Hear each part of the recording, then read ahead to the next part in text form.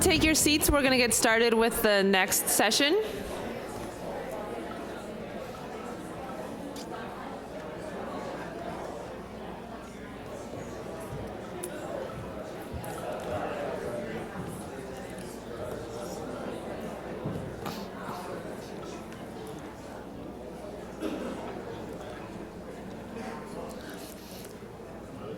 All right, next we're going to have Mr. Jay Bruesch from Plunkett's Pest Control talk to us about detecting bed bugs. Thanks, Amelia, and thanks to everyone for the invitation to come here. Most of all, though, thank you for coming. The biggest part of the battle against bed bugs, I think, is increasing awareness of what they are, what they aren't, and how to detect and control them. Today we're going to play a game called Switch 'em Up. My normal topic has been something else. Dr. John Barquet from Ecolab is going to cover the topic I've been covering on this series of bedbug meetings, and I'm going to take the slides prepared by Dr. Hao Yu from Guardian Pest Control and try to make some sense out of them. So I may bumble, I may slip up, I may make a complete fool of myself, but that's kind of a normal activity for me. And as I was preparing to come here and and present somebody else's presentation today, three things happened that I think are kind of significant. Actually, three things since I got up this morning. One of them was that I decided I better stop at our office in Fridley on the way here to check on the progress of my trainees. I have 3 people in training right now, 3 young folks who want to become bed bug killers. And so I stopped in on these folks and said, hey, I want to monitor your progress. And they gave me their little training checklists, and I looked at their quizzes and asked them a few comprehension questions to make sure that they were on the right track, and went on my way. So this was kind of a monitoring their progress. And that's not the kind of monitoring I'm going to talk about today. Then I got onto I-94 and headed out to St. Cloud. And man, what is it with the state patrol? Holy cow. Those guys were everywhere. I wonder what they were doing before all the municipalities and the counties and the states got so cash poor and had to send the state patrol and the city police and the county sheriffs out to give tickets for speeding, because, I mean, they were around every corner. They were like, I don't know, they were like the zombies on that HBO TV show where, they just kind of come at you, and there were so many of them monitoring my speed. There was a guy pointing one of those things right at me, and I was doing 76 on I-94, and he chose not to come after me for that, but he was monitoring my speed. Then, those of you who know me know that I have a healthy appetite, and got about as far as Monticello, and decided that the bowl of oatmeal that I had at 5 this morning was not going to hold me to noon, so I thought I'd better get myself one of those little burrito things, the little breakfast burritos. They are awful, but they only cost $1, so what you going to do? And as I pulled up to the ordering window, there was this little glass globe with a camera in it looking at me. And I thought, wow. If I behave myself, that video that camera is taking will just go unnoticed, and no one will ever know or care that I was here ordering a breakfast burrito. Nor will they know that I was lying and actually bought 2 breakfast burritos. But if I do something mean or nasty or illegal between now and a day from now, someone's going to get that surveillance video from that McDonald's in Monticello and is going to know that I was there, even though they can't find me right then and right there. They can't see me then, but they know where I was at a specific time. And that's the kind of monitoring I'm talking about. That's what monitoring for bed bugs is all about. It's that creature that, according to the things you learned from Dr. Kells this morning, is so darn good at evading us. Their flat little bodies enable them to go places where we can't see, and if you want to inspect for bed bugs and look for those signs that Dr. Kells showed you, the actual bug itself is darn hard to find. They're effective little hiders. But if I'm monitoring correctly, I can find out where they've been and that they've been present, and I might even be able to snag their little bodies. That's the kind of monitoring we want to talk about this morning. You know, we're talking about bed bugs and how to find them and what they do and, you know, what harm they can cause and all the psychological stress that they bring to people. But where are they? And even more important, where aren't they? Can I clear a room? Can I say there are no bed bugs here? That's the holy grail of bed bug detection, is a device that I can put in a room or a home or a dormitory and say, yep, there are no bed bugs here, or for sure there are positively bed bugs here, one way or the other. Steve talked about looking for bed bugs on a one-time basis, kind of a snapshot of what's going on right now. And yeah, you can pick up the corners of the mattress, and yeah, you can turn the bedside stand upside down and look for little fecal smears of bed bugs. But how can I tell for sure? You know, there might be a very low-level infestation that I don't know about.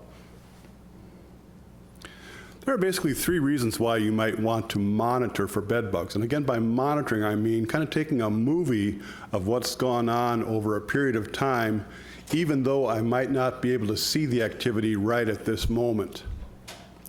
One would be to detect early infestations and find out if bed bugs are present.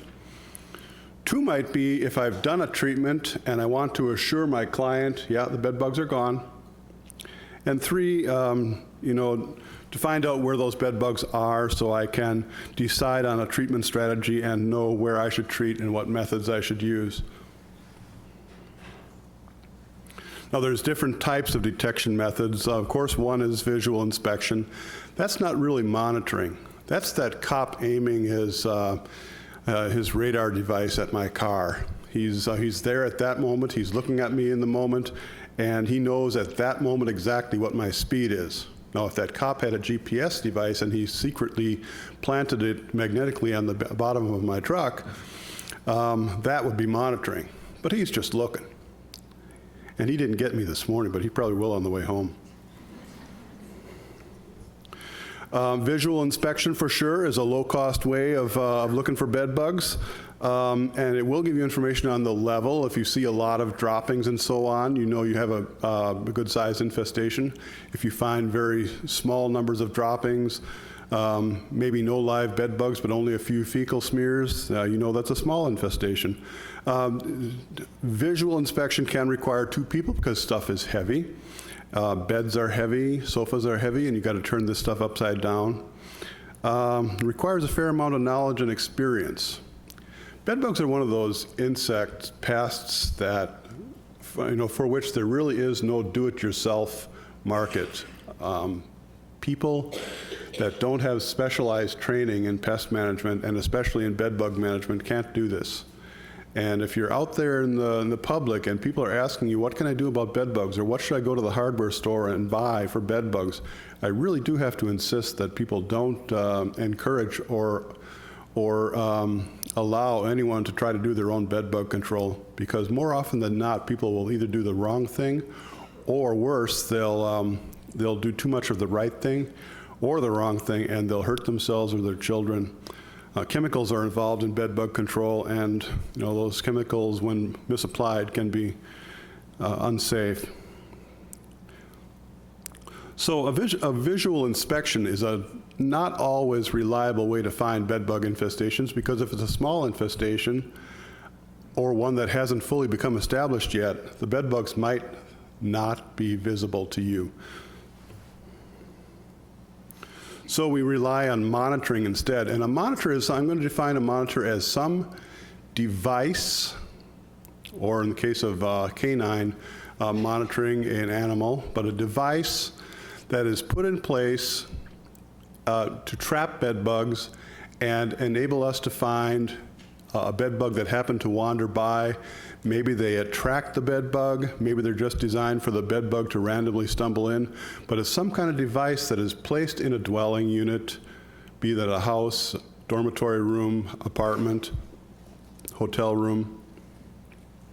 in order to detect the presence of a bed bug at some point in time, so that when you come by and you check your monitoring devices, you know that a bed bug has been there. Some are active, some are passive. The passive monitors are those that don't contain any kind of an attractant or lure. They might just be a stumble trap with a sticky surface. Active monitors come in all different shapes, sizes, and colors and costs, and some of them are actually quite inventive, and some of them are completely worthless. But as a rule, the less they cost, the more useful they are. And then there's canine scent detection. We're going to talk a little bit about that. You have a flyer from the local company, Godfather's Exterminating, I think on your chair this morning, and he advertises that he has canine bed bug detection. A number of pest control companies around the state and around the country have got the same service. Canine, there's just something about a dog. Dogs' noses have way more scent receptors than our noses have, and of course dogs are interested in the smell of every single solitary thing, to the point sometimes that they embarrass us, right? Dogs are pretty good at detecting bed bugs, but we're going to talk about a couple different kinds of less expensive and less, say, high maintenance monitoring devices. Certainly when you're doing visual inspection, if you accept that as a kind of monitoring, I really don't, but you certainly want to do a visual inspection before you do any treatment. Whether or not your monitoring devices have caught a bed bug, it's a good idea to look around and kind of find those hot spots, those areas where you think the activity is most prevalent. And of course, your eyes and a flashlight, and maybe, as Amelia showed you earlier, a business card or a little cake frosting spatula. I actually purchased 350 cake frosting spatulas from a kitchen supply or from a bakery supply company last year. And it was a really interesting conversation with the telephone ordering agent, who said, okay, you wish to order what quantity? 350 of the model, A300 10-inch cake frosting spatula with a plastic handle. And credit card number, blah, I gave her that, and company name, Plunkett's Pest Control Incorporated. And she goes, she wanted to ask the question, you could tell, and finally she did. She said, what's a pest control company doing ordering cake frosting spatulas? I said, well, we use them to find bed bugs. We slide the spatula into those cracks that are about the same width as the spatula blade, and if there's a bed bug in there, we'll chase it out. Okay, and she kind of let that go. I'm pretty sure she went like this, and rolled her eyes, but hey. I get a lot of that because we buy a lot of products that are intended for other purposes, but then we feed them to insects and mice and rats. So signs of bed bugs, Steve already covered that. Those brown fecal smears. You might almost call those brown fecal smears a monitoring device, because a bed bug can run away from you and hide, but where it left its fecal smear, it can't change that. It can't, they don't clean up after themselves in order to remain undetected. So wherever a bed bug nymph has molted, split its skin, crawled out, and left behind that old skin, that might be considered a monitoring device, because the bed bug can't do anything about it. It's not going to haul that cast-off exoskeleton around with it. It's just going to leave it there. And the same thing is true of its fecal spots. So, if you find around the piping of a mattress, or in the buttons of a overstuffed chair, or in between the crack between the wall and the ceiling, you find those brownish spots, you know that a bed bug has been there.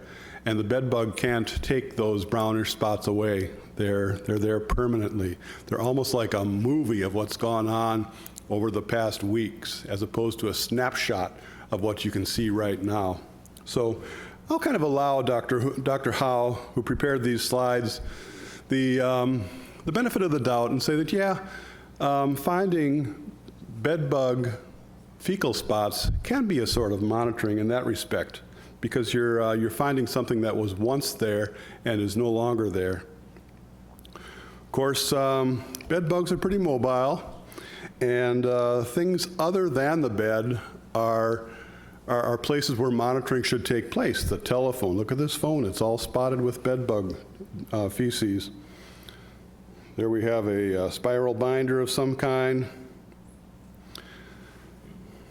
Even the most experienced human inspectors are going to miss some small numbers of bed bugs, especially those first stage immatures. They look like not much of anything. That first stage, before it's taken its first blood meal, is almost transparent. You can almost look right through them. And since they're only a millimeter long, you can also miss them completely with 20/20 vision. So monitors, the ideal monitor, if I were going to tell somebody, analytical lab or a design company of some kind, design me the ideal bed bug monitor, I would ask them to design me something that can detect low level infestations much more accurately and quickly than visual inspections alone, make it easy to use, make it require not much labor or experience, and this is the big one, make it cheap. You've all seen that poster, you want it fast, you want it accurate, and you want it cheap? Pick two, you know. You're not going to get all of those things, and that seems to be the way it's going in the development of bed bug monitoring devices these days. You can get 2 out of 3, but not necessarily all 3. A passive monitor is something that is designed for a bed bug to kind of look at and say, well, that might be a pretty good hiding place. That's a crack. That's a crevice. That's a gap of some kind. And I like to hide in gaps because I like to have my feet in contact with one surface and the back of my dorsum in contact with another surface. So they make this thing called the BBD, the Bed Bug Detection System. These cost 15 cents. 15 cents a piece. And you fold that cardboard over after removing the protective paper, and that reveals those little dots of glue. And as you fold that cardboard over, it forms a little crevice. And then you can slide those between the mattress and the box spring, or between the bed and the wall, or maybe under the edge of the carpet. And if bed bugs are there, there's a pretty good chance that the bed bugs will, at least a couple of bed bugs in that infestation will look at that and go, there's my hiding place. And they'll go in and they'll get stuck on the glue, and then you take your flashlight and just kind of look at the thing. Nope, no bed bugs in it, put it back, all is well. At least my monitoring devices didn't find any bed bugs. I'm not 100% sure, but I haven't got enough bed bugs in this account for them to have shown up on this passive monitoring device. Big advantage of these guys is that they're super cheap. Another one that I love is called the Climb Up Interceptor. You can see a picture of it on the left. It looks like an inverted cat feeding dish, and that's kind of what it is. Invented by a woman named Susan McKnight, who is in the business of coming up with brilliantly simple or simply brilliant ideas for pest control products, and she came up with the Climb Up. This is a dish with a double depression in it. It's got a central depression into which you can put a round bed leg or a caster, and then it's got an outer moat around it, and it kind of converts a bed, if you think this, it converts the bed into a bed bug monitoring device, because the bed contains me, sleeping host, smells like a human, is exhaling, is warm, and exhaling carbon dioxide, which attracts bed bugs.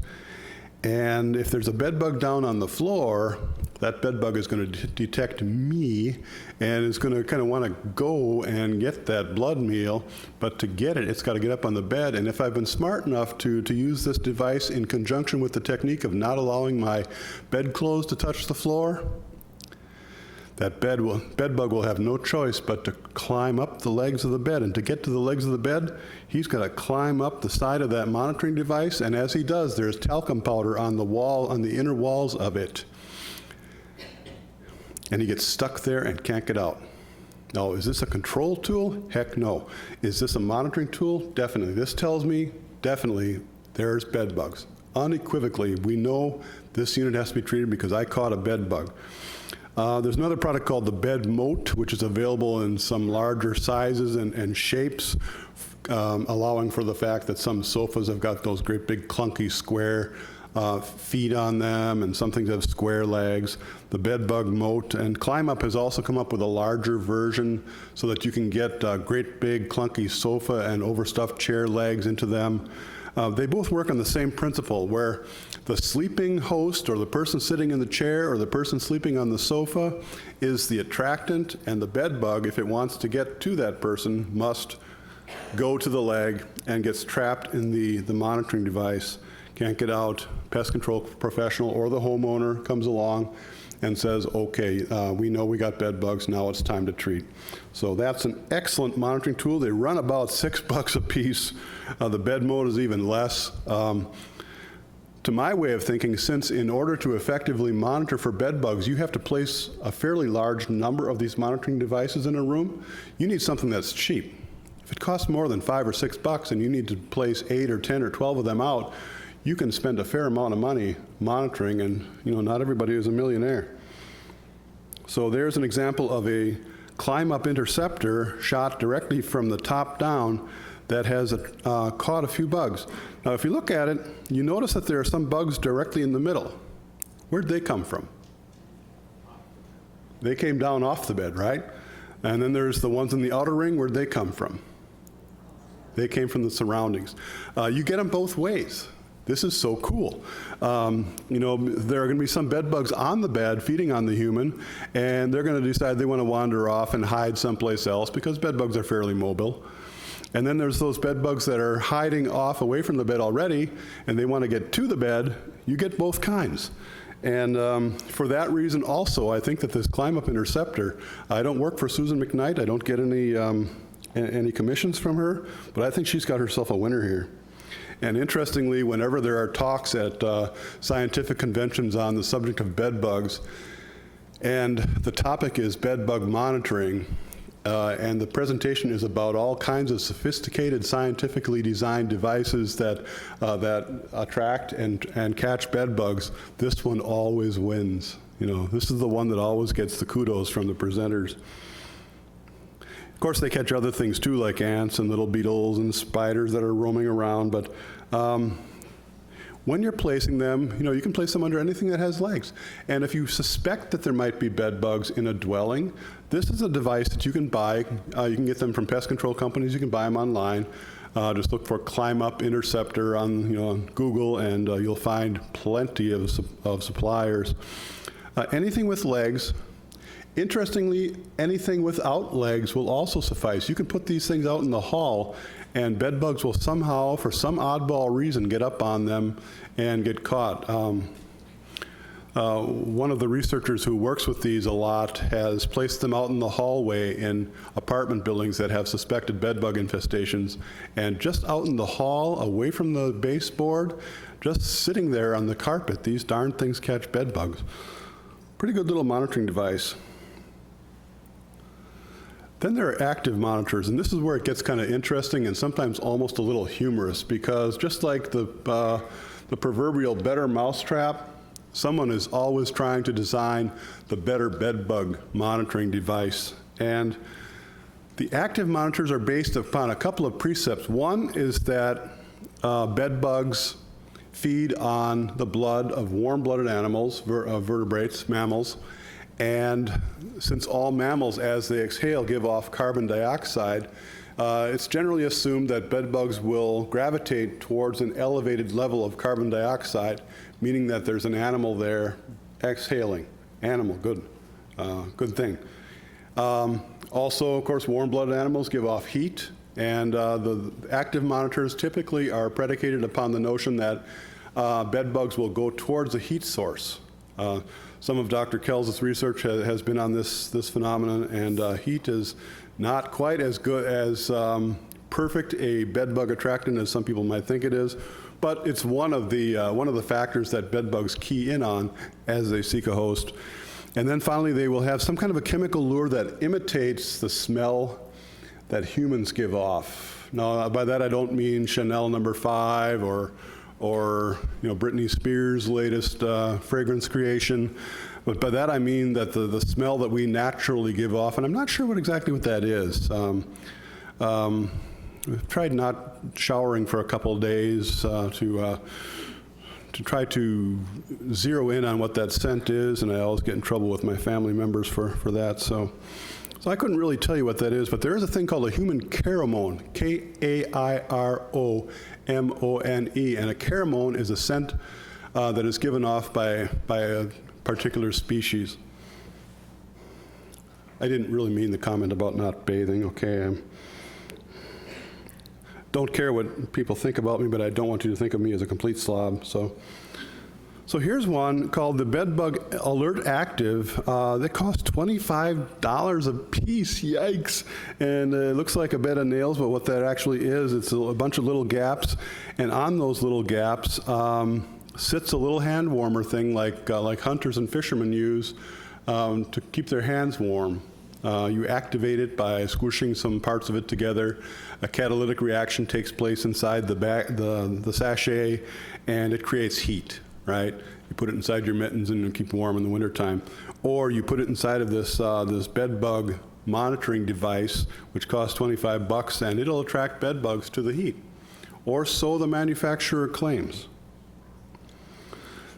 This is my favorite. I've got one of these sitting in my office that I will give away for free to anybody that wants it. And I paid full price for the sucker. It's called the Night Watch. It consists of, you see sticking out of the one end a carbon dioxide bottle. This is the type of bottle that you actually get these things filled at Gander Mountain because they're for paintball enthusiasts. Paintball guns are powered by CO2. And you need a lot of CO2 to power those little paintballs and make them splatter all over your opponents. So you buy yourself a cylinder of CO2 and you screw it into this device, which has a timer on the right side, and on that timer at 10 o'clock will turn on a little burst of CO2 and kind of cause CO2 to leak out of that bottle and fall over the sides of that kind of cascade-looking thing. At the very top of it, there is a human pheromone. There is a device that, when it gets heated up by this machine, will actually create a human pheromone, and this combination of human pheromone and carbon dioxide falls down the sides of that heated device and across the floor. And the idea is that if there are bed bugs in the room, they'll think, well, that's a rabbit. You know, or that's a guinea pig, or it's a sleeping human. It's not. It's a mechanical device that gives off all the things that sleeping animals give off: heat, carbon dioxide, and a kind of a human scent.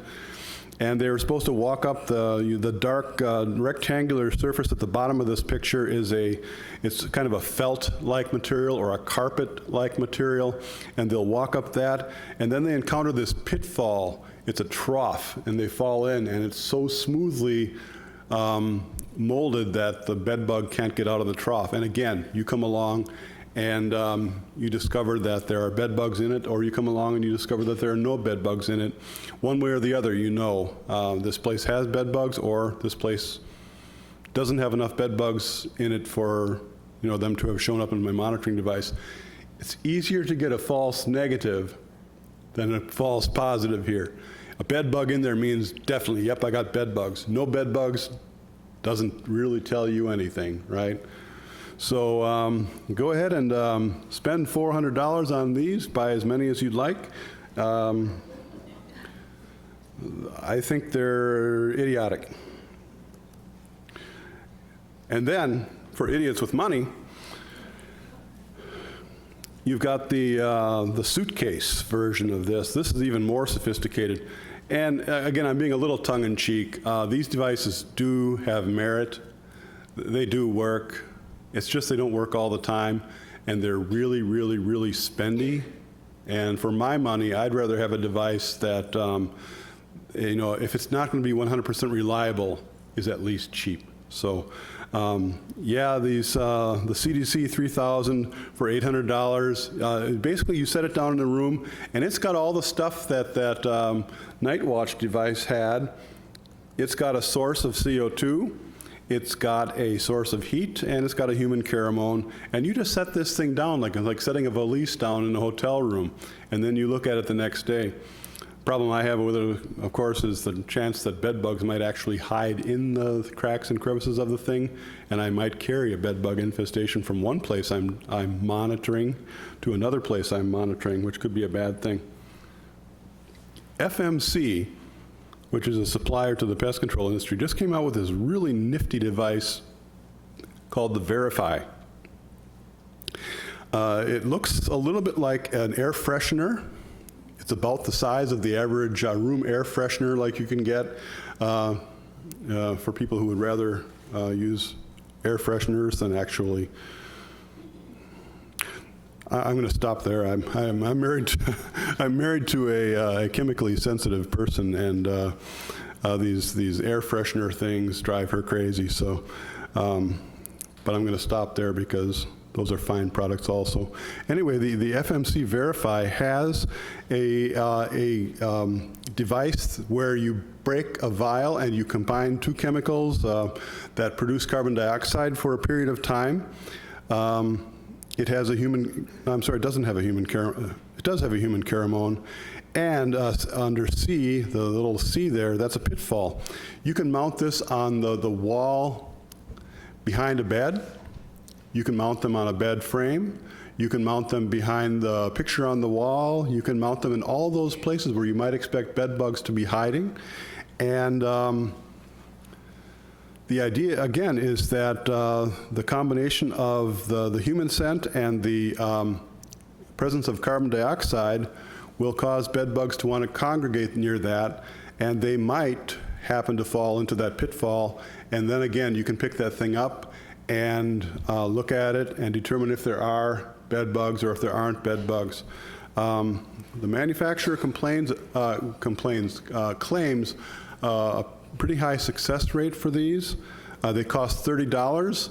A market for these might be ownership or management of hotels, apartment complexes, things like that, where you want to sort of monitor a unit perhaps before you rent out a vacant unit, or where somebody has complained about bed bugs but you're not really sure they're sincere.